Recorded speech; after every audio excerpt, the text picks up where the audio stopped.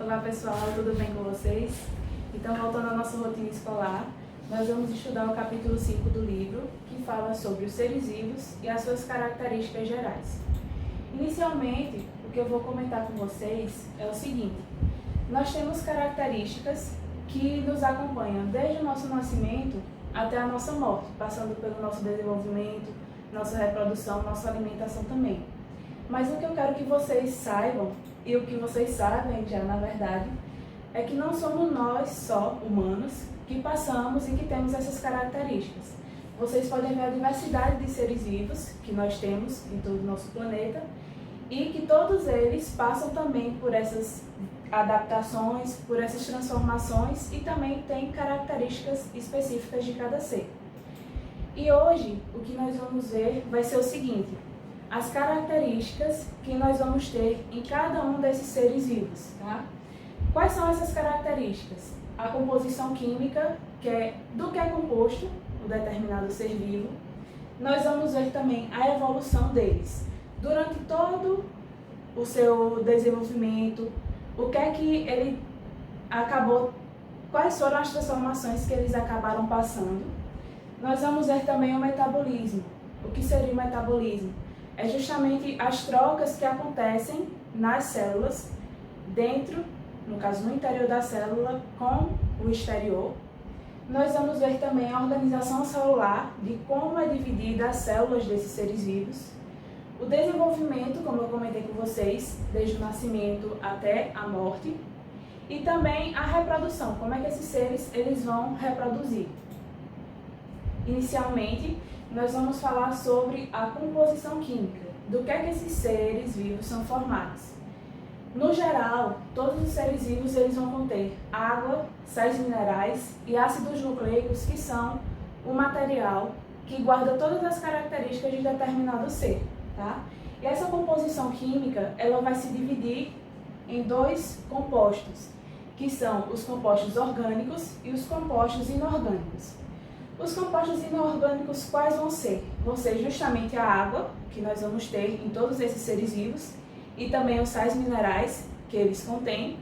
Já os compostos orgânicos, eles são compostos que são mais complexos, são maiores. E características deles, que vocês já devem ter escutado falar com certeza, são os carboidratos, os lipídios. Nós temos também os ácidos nucleicos, que são o DNA ou RNA, dependendo do ser vivo. Então, todos esses que são mais complexos, que são maiores, são os compostos orgânicos, e os inorgânicos são aqueles compostos que são mais simples, mais fáceis, tá? Segundo ponto que nós vamos trabalhar, a segunda característica, é a organização celular, como eu comentei com vocês. Todo ser vivo, ele vai poder possuir uma ou mais células, e essa célula, ela sempre vai se dividir em três. Como são essas divisões, quais são os nomes e o que é que nós vamos ver, né, nessas divisões. Então, a célula nós vamos ter, primeiro, a membrana plasmática, ou plasmalema, que é também chamado desse jeito, que eu coloquei aqui uma imagem ilustrativa que é justamente como essa membrana plasmática ela é constituída. Nós vamos ter como se fosse uma parede, uma em cima da outra.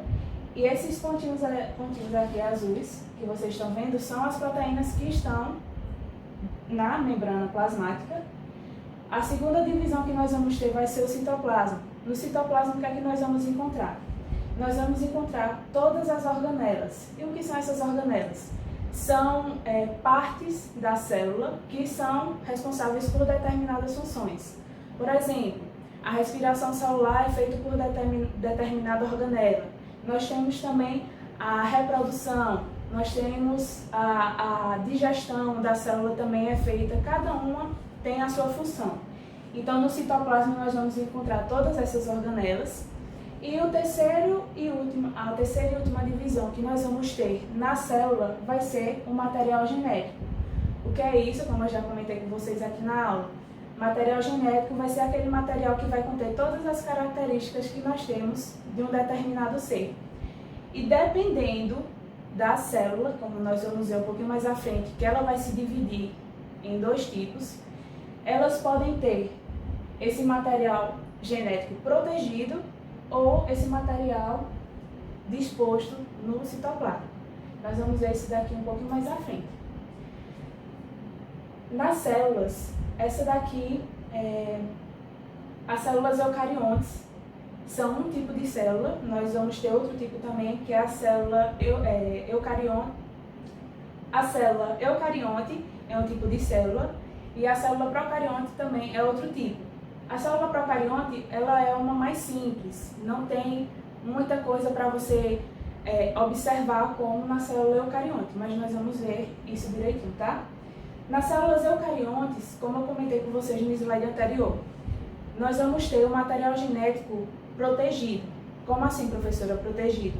Nós vamos ter o material genético, o DNA, protegido por uma parede nuclear, tá?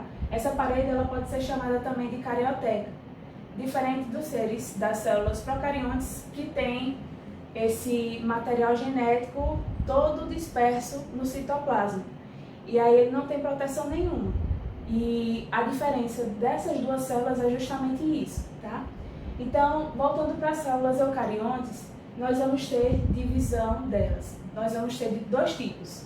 O primeiro, a célula eucarionte pode ser animal e a célula eucarionte pode ser vegetal.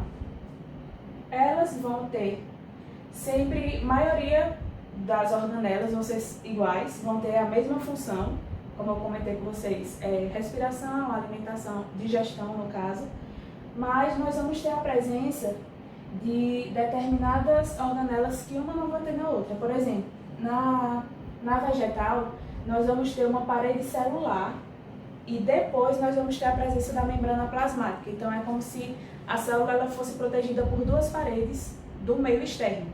E nós temos também o vacúolo, que é outra organela que está presente somente na célula vegetal, tá? E a partir daqui surgiu a teoria celular, que fala justamente o seguinte, que todo ser vivo ele é formado por uma ou mais células e elas se originam de uma já pré-existente. Por exemplo, nós temos uma célula e ela vai poder gerar uma outra. E ela é a unidade básica da reprodução, tá?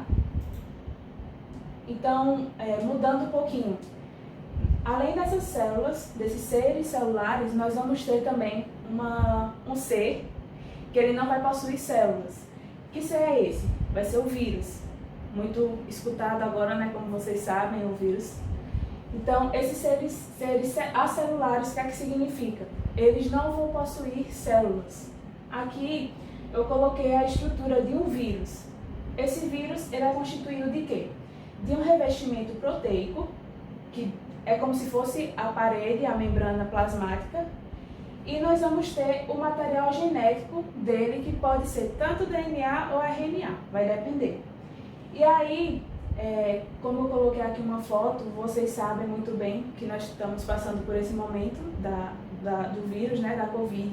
Eu vou explicar um pouquinho melhor do porquê que nós temos que lavar tanto as mãos, né, nos indicam que lavemos tanto a mão. Mas, por agora, eu quero explicar para vocês que a reprodução dos vírus, o que é que ele tem que fazer? Ele tem que invadir uma célula hospedeira. Como assim? Vocês sabem que o vírus, ele está disperso, mas ele tem que entrar em contato com o ser humano ou com qualquer outro animal para conseguir se reproduzir e, a partir daí, produzir outros vírus dentro desse ser. Então, os vírus ele têm alto poder infectante, no caso, eles invadem diferentes tipos de células e a destroem. E, como eu comentei com vocês, o coronavírus, Covid-19. Por que nós temos que lavar tanto as mãos? Eu comentei com vocês no slide anterior que nós temos que o vírus ele tem um revestimento proteico, mas justamente por conta do sabão que nós utilizamos, nós conseguimos enfraquecer e quebrar esse revestimento. Então, sem essa proteção, o material genético do vírus ele acaba sendo eliminado do nosso corpo, tá? Então, lavem as mãos e tenham todo cuidado. Então, nós vamos terminar esse assunto aqui e na próxima aula nós damos continuidade às características. Beijo!